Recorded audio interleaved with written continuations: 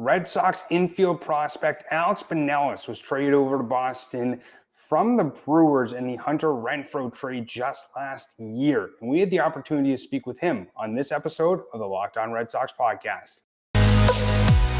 You are Locked On Red Sox, your daily Boston Red Sox podcast. Part of the Locked On Podcast Network, your team every day.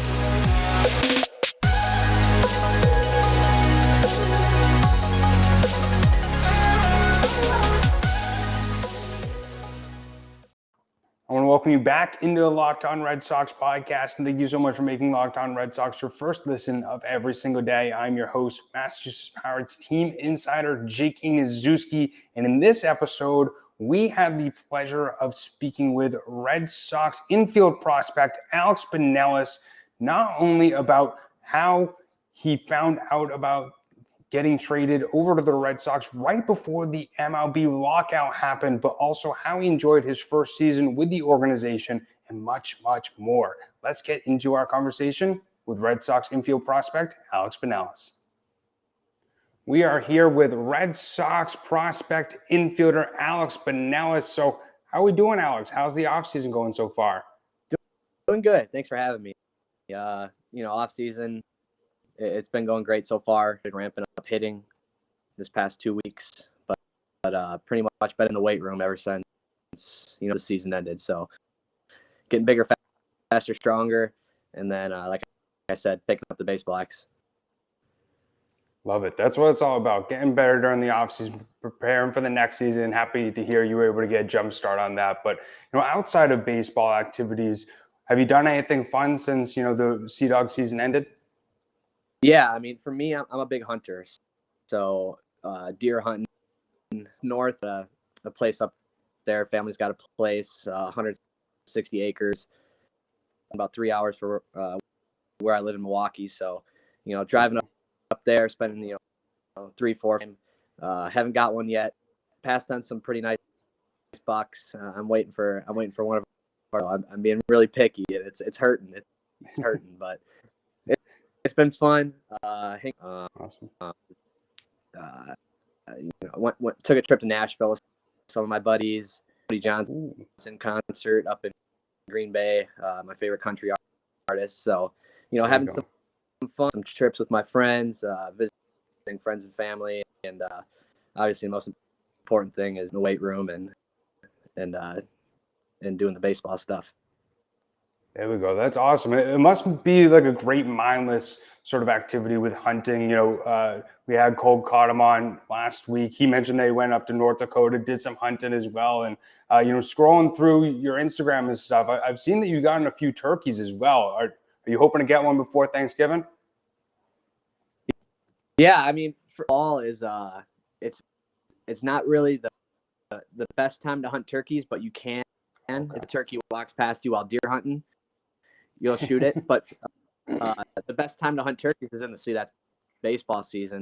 So the last few years, I really haven't had much time to hunt. That's one thing I want to look into, up in Portland and and up there in the Northeast. When I start my season, maybe on an off day, I can sneak up there and turkey. But yeah, no turkeys really around this year. It's slow with the turkey. The last couple of years I've gotten lucky where I was hunting for deer and here comes a group of turkeys and let so much. And unlucky this year. Like last year I got a turkey and 2 bucks. So I tagged out this year. I've got nothing so far. So hopefully you're able to get something soon. And yeah, definitely check out up there in Portland. I mean, obviously they got the moose and everything like that up there, but how did you enjoy this past season up there? Because you guys had a pretty remarkable season. Obviously making the playoffs for the first time, at least in the franchise's in the last 8 years. But started off the season, at least for the Sea Dogs, a little bit slow in terms of the team's record, and then really ramped up during the second half. It was very, very fun to be a part of that team. They would call it the first half up in Portland wasn't that great, and coming, everyone was rolling, everyone was doing their part. It wasn't just one player, even one heck of a season. It wasn't just one player doing everything. Everyone was doing their part, doing the little things. And, what really stood out to me up in Portland was what guys do behind the scenes. So are the weight room, the activation, the before, the lifts that we do before we even take BP and ground balls. And then once we get on the field, we're not taking 100 ground balls. We're taking, 10, 15, 20 solid focus and detail. And it was pretty cool to watch everyone work, coming from Greenville still. And I come up to Portland and, anyone's ages are 20, low 30s. You got a big age gap, and learning from guys that, in the minor leagues for a while, a few years under their full year. So just watching how guys kind of operate through the long season. I think that was the most coolest part. And it was fun when you're winning ball games too.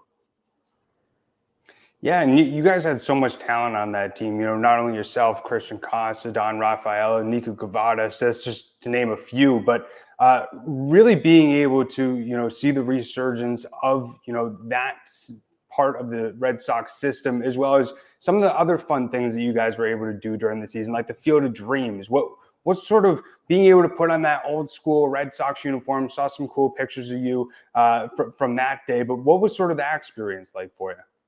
It was very cool. I never really been a part of something like that.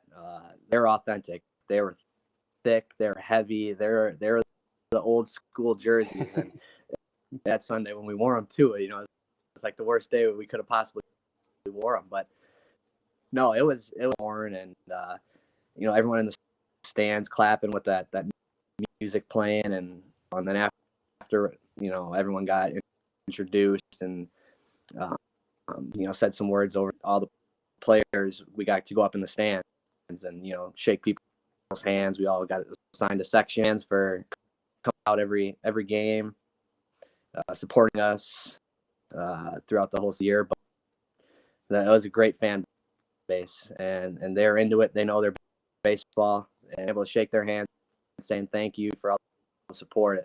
It was pretty cool. And then being able to wear, and like I said, walking out of the corn, it was a special experience that, I never had anything like that before.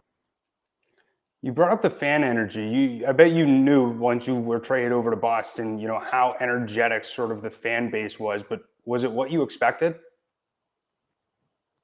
Yeah. I mean, you got all the people asking for autographs after the games, waiting out bars up by the gate, on the backside of the stadium. You're walking out and everyone knows you're in the game, Alex. They're so into it. And all the autographs that we sign, and after we shower, eat, whatever, they're passionate and they're baseball smart. They're cheering for when we move runners over, runner on second base, nobody out, and we, the infielder, sac fly to right field, and that runner gets over to third with one out. They're cheering. They know. And it's pretty cool to see that, because not the average what's going on in different situations of the game, and it's cool to see how game, and as a player it's cool to watch, because you don't see that often. You really don't see that. I completely agree. I went up to Hadlock for my first time this past season, and I worked for the Red Sox this past year for a few months, and something that I noticed between Polar Park and also Hadlock with the Sweet Caroline, it just echoes throughout the stadium, which it's really difficult for you to get an atmosphere like that, especially in the minors. But I went the day right before the Field of Dreams game, and it was pretty remarkable what you guys were able to do in that game. I believe you guys scored like 8 runs in 1 inning. And one thing that I'll never forget is Sadan, I believe, hit a bases clearing triple, and you just see him beating his chest until his helmet falls off. But it was just so incredible, the energy that it seems like you guys played with each and every single day. Yeah, I mean, we had fun. It was the second half dogs. We came together, and professional baseball in the minor leagues, it's easy for guys to get selfish. It's a lot about a minor league team's record. it's how fast can I get to the big league. Kind of put that to the side and said, if we're going to win ball games, our personal, and it's going to be less stress to just, go out there, try to win ball games, trying not to show other people up, but at the same time, have fun while doing it. And here and there, you put on your chest, you fire up your team, yelling into your dugout, and it was very fun. And like you said, scoring 8 runs in an inning, and 5 games out of the 6-game series, pretty much for a month, 2 months straight. We're doing that against. They're very fun, and you could see a lot of the guys' stats from the beginning of the year throughout the year, because we're just playing for each other and having fun. And when you're winning, everything seems. I hope that you are enjoying my conversation with Alex Binelas, but I just want to take a second to talk to you about Simply Safe. So if you thought about securing your home with home security, but you haven't been pulling it off, you'll want to listen up. Right now, Locked On Red Sox listeners can order the #1 rated Simply Safe home security system for 50% off. This is the biggest offer of the year, and you won't want to miss it. Here's why I love Simply Safe. Did you know that over the holidays, property crimes like burglaries and package thefts spike nationally? That's why our friends at Simply Safe Home Security are offering 50% off their award-winning security system so that more families can feel safe and secure this holiday season. Order your Simply Safe system for half off today and enjoy advanced security and greater peace of mind this holiday season. I love it because I am somebody who always wants to make sure that not only my house, but my belongings inside are safe. And with Simply Safe, they have 24/7 professional monitoring. Services cost them less than $1 a day. That's less than half the price of ADT's traditional professionally installed system. And Simply Safe also has a whole home security with advanced sensors for every room, window, and door. They also have HD security cameras for inside and out with smarter ways to detect motion that alerts you only when a threat is real. So you don't want to miss the chance to save big on the only security system that I recommend. Get 50% off any new Simply Safe system at simplysafe.com/lockedonmlb. That's the biggest discount of the year. So don't wait. That's simplysafe.com/lockedonmlb. There's no safe like Simply Safe. Now let's get back into my conversation with Alex Binelas.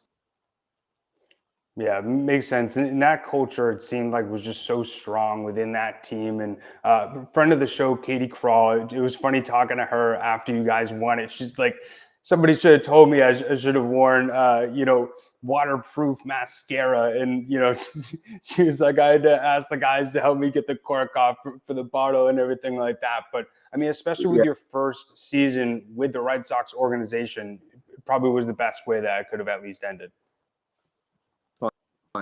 Being able to pop the bottles at the end. It didn't end the way we wanted to.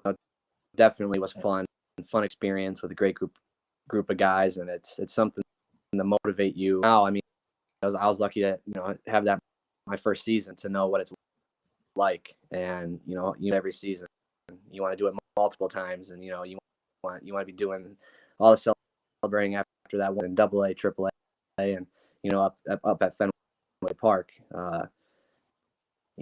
after that big game, and to get that feeling as a 22-year-old year in pro ball, that's pretty cool. Yeah, I'm echoing all Red Sox Nation. We very much hope that the team can pop some bottles next season, and obviously more in the future. And I already know that you're definitely going to be a part of many of those different celebrations in the future with Boston. But let's go all the way back to when you got traded. A few seconds right before the MLB lockout happened. Paint the picture for me, sort of how you found out that you were being traded from the Milwaukee Brewers to the Boston Red Sox. Yeah, so the deadline was at 11 o'clock Central Time. I was at home, living at home with my parents still, and I was on the couch with my dad watching ESPN, number that I didn't have saved, and it's like, oh, it's weird, from Las Vegas, so I can't 10:30 at night. I don't know who's calling me. They call again and leave a message, and they're like, hey, please give us a call.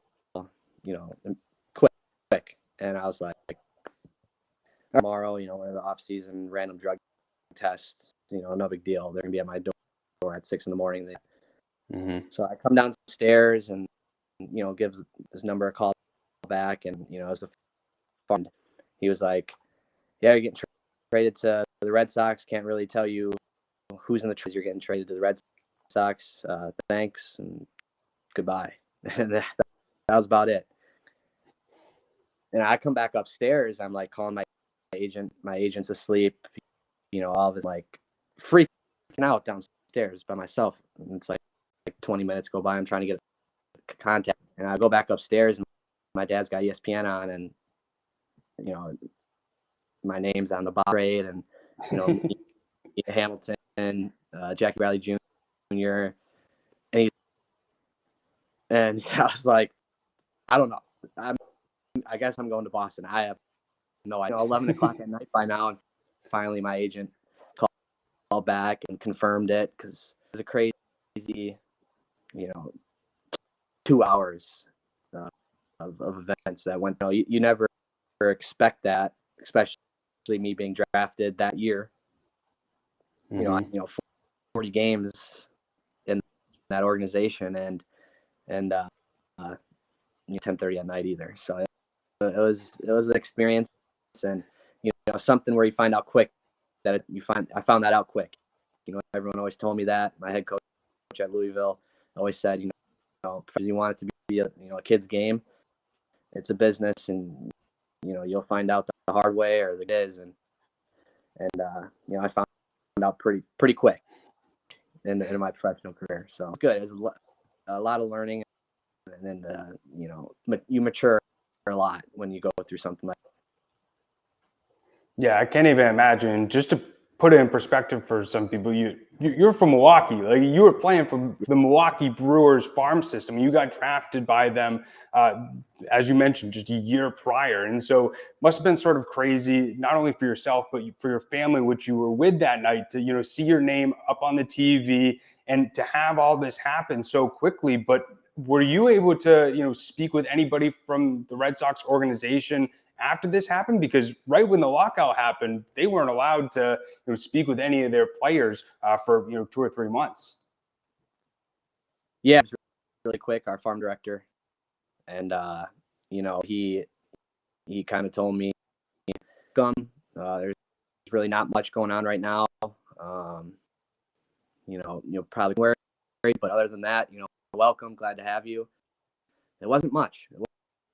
But after a few days went by, the hitting coordinators would text and call me asking if I like to do what am I doing. Strength coach started reaching out, nutritionist started. Once I got down to that camp in January, down there for a week, Fort Myers, and getting to know everyone and there was very, very class act down there. I'm understanding that, coaches, coaching staff, anyone in the, I didn't really know any players at the time in the organization and just learning, after, even getting drafted by the Brewers, I didn't know anyone in that system. So I learned everyone in that system, and then boom, here comes another system that I got to learn. And as you see the similarities and differences in both organizations. And, how did you and David Hamilton's relationship really grow through this process? I mean, you began in Greenville, but then you guys were essentially playing right next to each other in Portland for majority of the season. And, you mentioned that you didn't know too many people from the Brewers farm system. And so how did that relationship really grow? You guys essentially going through the same exact situation. Yeah, exactly. It's something where you got some guy, you both went through something so crazy that happened so quick and unexpected. Get that little extra bond over, someone else that would be on the team, just because both, unexpected like that, and both coming to a new organization, buddy, and it does, make that bond and relationship a little closer. Yeah, I bet. And, I also remember, right after the trade happened, you also had the opportunity to be welcomed by Jared Carrabis, had the opportunity to go on, Section 10 and sort of get introduced to essentially Red Sox Nation. And so how was really getting acclimated to the new franchise and, with you essentially, it was Jackie Bradley Jr., Alex Binelas, and David Hamilton. Did you feel any sort of pressure once you first showed up to spring training and got prepared for the season? For me, I didn't really feel pressure like that. I was more just trying to make new friends. You felt like your first day at school again. You feel like you're in high school and you got to transfer high schools at the beginning of the year. You got all your friends at one school, and you got. For me, it was more of just getting my feet wet, learning everyone, learning and going from there. But no, not much pressure, but it was more of first day at a new school, just trying to figure stuff out.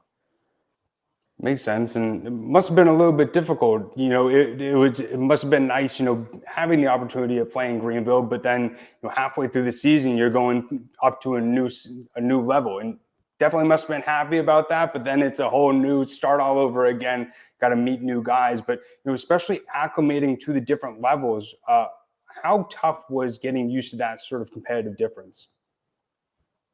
Yeah, it was a big jump from high to double A. Everything just got a little bit better. The pitching was just a tad bit better. The pitch moved just a little bit more, and that's the stuff you live for as a competitor. And for me, once I got up there a little bit, went through a swing change. Pushed my hands away from my body. I set up, changed the way I went into my load and how my hands worked, and how my shoulders. For me, I just felt like I was going up to the box right-handed when I was making this change swing, and then also facing the double A pitching, the new guys. I was getting my butt kicked, talking with our head coach and our hitting instructors, hitting coach in Portland, and let's make this change right now because we don't need you crushing double A to make this swing change that's going to make you crush double A, triple A in the long run. You're going to struggle right now, and we get that, and we understand that. And I did, and they're very, very understanding, and they helped me get through it. And just every day in the cage, just every day going to work in the cage with our hitting coaches, and it was frustrating. It was very frustrating, but believed in the process, and kind of came process. If I had a good swing, I was like, oh, that felt really good. And it was a foul ball or even it was out, I was happy. That was a win. And for me, just trusting the process. And towards the end of the year, it caught fire once I, figured it out and felt comfortable, just stare at the picture and focus on what's coming my way rather than thinking, where's my hands at stuff. And so once that got going and, it caught fire, and I was looking forward to, springboard in this next year. I hope that you are enjoying my conversation with Red Sox infield prospect Alex Binelas. But I just wanted to take a second to talk to you about betonline.net, which is your number one source for your sports betting info, stats, news, and analysis. You can get the latest odds and trends for every professional and amateur league out there, from football to basketball to soccer and esports. They've got it all at betonline.net. And if you love sports podcasts, you can find those at BetOnline as well. They're always the fastest and easiest way to get your betting fix. So head to the website today or use your mobile device to learn more about the trends and action. BetOnline, where the game starts. Now let's get back into my conversation with Alex Binelas. That definitely, I bet, wasn't easy. And, fans can, look at the stats sheet and see your stats from this last season, but being able to, get that background of you having to essentially change your swing in the middle of a season, people need to understand how difficult that is. Now, I only played baseball up until the end of high school, and I remember going through multiple swing changes, and it felt so uncomfortable. You're thinking about 100 different things, trying to make sure, that's not correct. Now I got to fix that in the middle of an at bat. And now I was going against 70-mile-per-hour pitch, and you're going against, high 90s, mid 90s. But, especially, going through that experience, one thing that I'm always curious with guys, we can talk about, what you can do on the field, all that sort of physical stuff, but I'm always interested in the mental stuff as well. And so, not only going through that swing change, but also just your general mental game. How do you prepare not only for a game or, reflect after a game and really work on your mental game and not allow it to sort of affect your on-field product? Right. It's tough because the long grind of a 100, almost 50 game season, it's a grind, and physically, but more mentally. And like I said before, the process in baseball, you're failing a lot. And so if you're just sticking to the process of what feels good today, take little wins, hard hit ball, a good changeup, you had a good take, that's a win. That's part of the process. Even if you get out close. And I read a book, Chop Wood, a lot of books, a lot of motivational podcasts, videos. And for me, the chop wood carry water. It's, you're going to do the same thing every day, the water. And at the end of the day, you're going to get what you want, but it's going to be a process. And every day, if you come in and, you do your drills, you do your stretching, all the hard work, your treatment, you take care of your business, training room, all the little stuff, it's going to add up and come out in the game, even to it, and just keep chopping the wood and carrying the water. And that to me is season this year. That's awesome. I think that's the perfect way to go about it, especially at your age, with how early you are in your career. The mental game is something that I really try and focus on, and I'm gonna send you some podcasts that I like to listen to. I don't know if you've ever heard of the artist Mike Stud. He goes by Mike now. He does a podcast called the Y&K Podcast. If you haven't checked it out, he has, different episodes with Chris Archer, Christian Yelich, all these different guys talking about their journeys and what they've learned in terms of their mental game. And, you could obviously utilize it not only, in your game, but in just regular life. Right. But I want to start to get into a little bit of some of the fan questions. You spoke about, your experience learning a whole new swing, getting acclimated to the Red Sox system in general. Nugsy Bogue, little bit of a nice twist of a tag there, but he said, what are some of the biggest things that you learned from this past season? Yeah, I mean, of a season, and coming in every day and doing your job, doing all the little, you don't want to turn an 0 for 4 into an 0 for 20 because you're so worried and one at bat, and you carry it on to the next, because you're going to get a lot. 400 or 500 at bats a year, in all the games that we play, and just coming in every day, and not letting what happened the night before, good or bad, the next day. I think that's so important. And going on to the next one, Mikel Relou said, "What's it like playing within the Red Sox farm system, and what level did you have the best memories and teammates on?" Yeah, I mean, for the memories, both teams I played for this year in high A and double A were the teammates and both teams.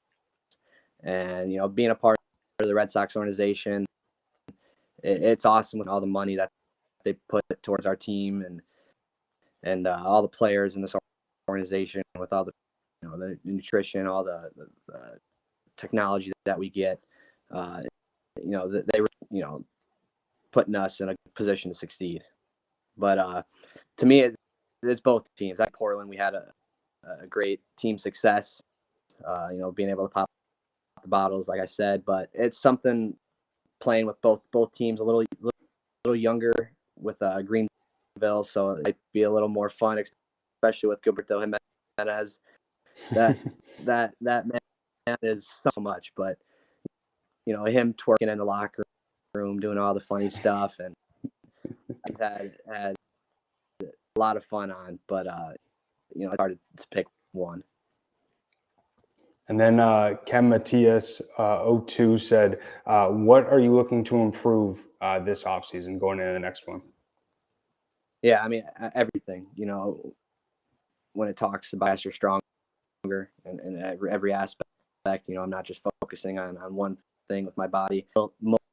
Mobility back, getting a lot of mobility work, agility work, but just, straightforward, big, faster, stronger with my body. And then with the baseball defense, I felt like I had a really good defensive year, and something that I take pride in, because a lot of people always like to bash on my defense, but that's something I really took to heart. Really, got after it with our defensive coordinator, and I felt like I had a pretty solid year, sticking to the process on that and doing all of our drills and continuing that going into next year, and just keep getting more comfortable with my hands, my hand placement, and then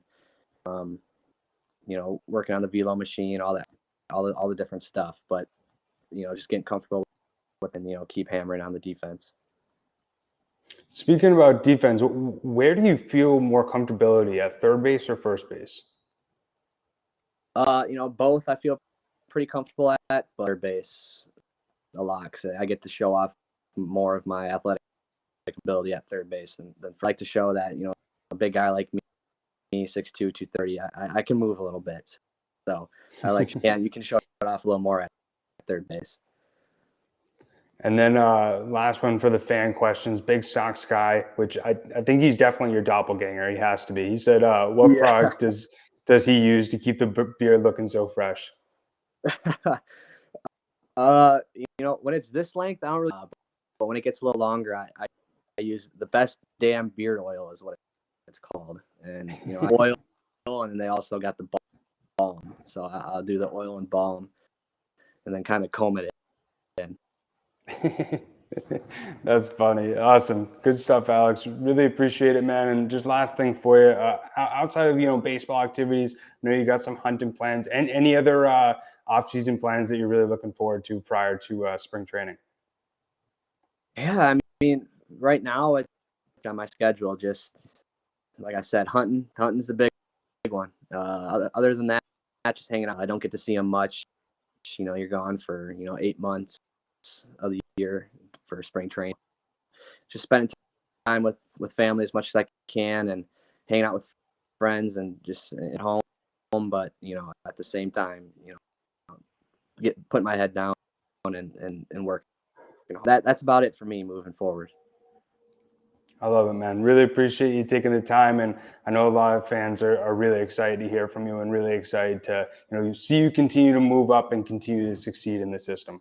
I appreciate it. Thanks for having me. I hope that you did enjoy my conversation with Red Sox infield prospect Alex Binelas, and got to learn a little bit about his experiences over his first season with the organization. Also, a little bit more into how he found out that he was getting traded to the Red Sox right before the MLB lockout. But it was great to talk with Alex and learn a little bit more about him as the person as well off the field. And we're going to continue to be bringing you these great interviews and content throughout the offseason. So if you have not yet, make sure to subscribe on whatever audio platform that you're listening to, or over on YouTube as well.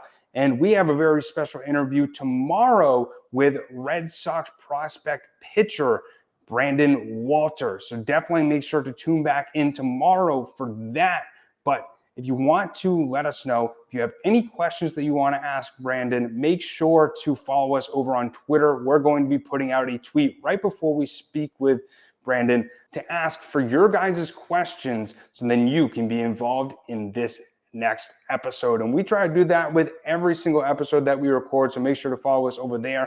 We want to try and make sure that this is the most fan engaging Red Sox podcast that there is out there. You can also follow myself on Twitter. It's at Jake Iggy, and also my co-host Lauren. It's la 3 laws, Lauren with 4 R's. But as always, we greatly appreciate everybody tuning in to Locked On Red Sox podcast, and thank you so much for making Locked On Red Sox your first listen of every single day. Now make your second listen Locked On Sports Today. From the games that matter the most to the biggest stories in sports, go beyond the scoreboard and behind the scenes with local experts and insights only Locked On can provide. Locked On Sports Today. It's available on this app, YouTube, or wherever you get your podcasts. And we hope everybody has a great rest of their day, and we'll talk to you guys and see you guys tomorrow. We'll end it how we always end it. Let's go Sox.